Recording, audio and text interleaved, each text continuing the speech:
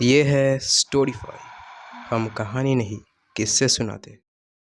स्वागत है स्टोरीफाई के एक ब्रांड न्यू एपिसोड में। कान में हेडफोन डाल के तैयार हो जाइए एक रोमांचक सफ़र के लिए। आज का स्टोरी है मासूम का कुर्बानी। आपको ये स्टोरी अच्छा लगे तो लाइक, शेयर, कमेंट, सब्सक्राइब सब कर देना। तो आज का वीडियो शुरू करते हैं। प्रिया एक सुंदर, शांत और समझदार लड़की थी, लेकिन उसको एक अजीब आदत थी। उसे भूत और आत्मा से बात करने का शौक था।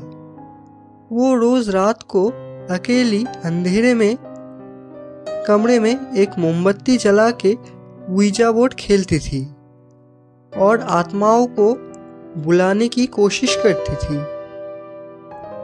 उसे ये सब खेल नहीं लगता था, उसे ये सब पैशन लगता था उसका। कुछ हफ्तों बाद उसकी जिंदगी में एक लड़का आता है, राहुल। राहुल एक सीधा साधा हिंदू लड़का था और प्रिया क्रिश्चियन थी। धर्म अलग थे, लेकिन दिल एक हो गया। राहुल की माँ इस रिश्ते से बिल्कुल भी खुश नहीं थी, लेकिन बेटे के जिद के सामने उसको झुकना पड़ा। शादी तो हो गई, लेकिन घर में एक बड़ा कायदा राहुल की माँ बोलती है, इस घर में कभी भी वीजा बोर्ड मत खेलना। इस घर ने पहले भी एक छाया झेला है। प्रिया ने हाँ में हाँ मिलाया, लेकिन उसका शौक वही रात को और भी गहरा हो गया।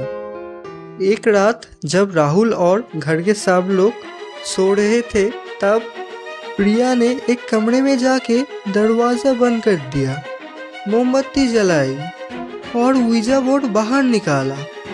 घर में सिर्फ सन्नाटा था और प्रिया ने वीजा बोर्ड में सवाल पूछना शुरू किए। कोई आत्मा है यहाँ? अचानक बोर्ड हिलने लगा।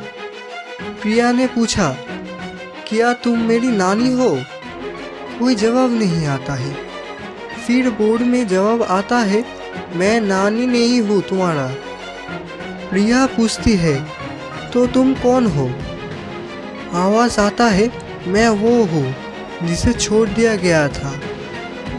प्रिया उस आत्मा से बोलती है, क्या चाहते हो तुम? मुझे रोकोगे तो मैं कुछ ले जाऊंगा।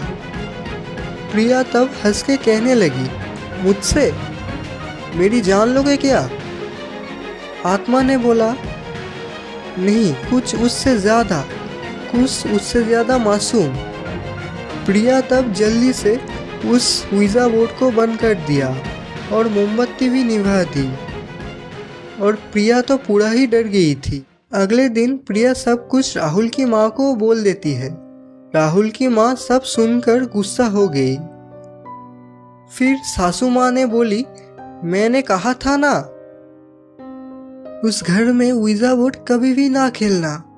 तुम्हें नहीं पता है तुमने किसे बुलाया था। घर में कुछ दिन सब मायूस थे, कोई किसी से बात भी नहीं कर रहा था। कुछ हफ्तों बाद प्रिया को पता चलता है वो प्रेग्नेंट है।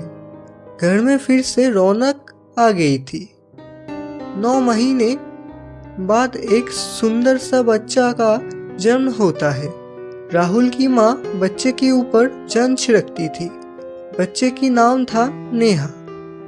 2 साल तक सब कुछ ठीक था, मगर एक रात प्रिया बच्चे के पास सो रही थी। तभी अचानक उसकी आँख खुलता है। प्रिया देखता है एक काला सा छाया बच्चे के सिर के ऊपर झांक रहा था। प्रिया चिल्लाती है जोरों से। फिर आत्मा ने डरावनी आवाज में बोलती है, मैंने कहा था ना, कुछ ले जाऊंगा। फिर छाया गायब हो जाता है। फिर नेहा बार बार बीमार पड़ने लगी। डॉक्टर भी हाथ खड़े कर दिए थे। फिर प्रिया और उसकी सास एक सन्यासी बाबा के पास गई और सन्यासी बाबा को सब कुछ खोल के बोला।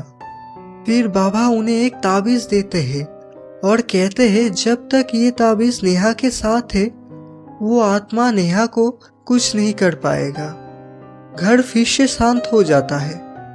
फिर कुछ साल बीत गए। तभी एक दिन नेहा बाहर खेल रही थी और खेलते हुए नेहा गिर जाती है। तभी हाथ से वो ताबीज जमीन पर गिर जाता है। उसी वक्त नेहा की आंख उल्टे होने लगता है, शरीर कांपने लगता है और उसकी सांस थम जाती है। ये सब देख के प्रिया बेहोश हो जाता है। फिर कुछ देर बाद वो सन्यासी बाबा फिर से आता है और वो बाबा बोलते हैं, वो आत्मा तुम्हारे बच्चे की आत्मा ले गई है।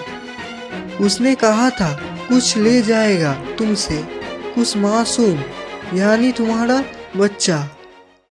आज भी प्रिया का दरवाजा रात को खुद खुल जाता है और एक आवाज आता है, मैंने कहा था ना कुछ ले जाऊंगा।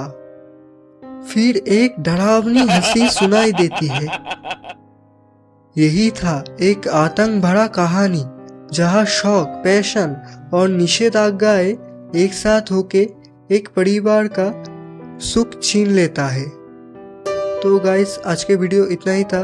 अच्छा लगे तो लाइक, शेयर, कमेंट, सब्सक्राइब कर देना। मिलते हैं नेक्स्ट की वीडियो में। आज के लिए टाटा।